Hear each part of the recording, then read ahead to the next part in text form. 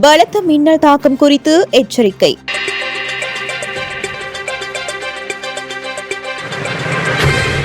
பலத்த மின்னல் தாக்கம் குறித்து எச்சரிக்கை விடுத்து வளிமண்டலவியல் திணைக்களம் அறிக்கையொன்றை வெளியிட்டுள்ளது. இந்த அறிக்கை இன்று இரவு 11 மணி வரை செல்லுபடியாகும் என வளிமண்டலவியல் திணைக்களம் தெரிவித்துள்ளது.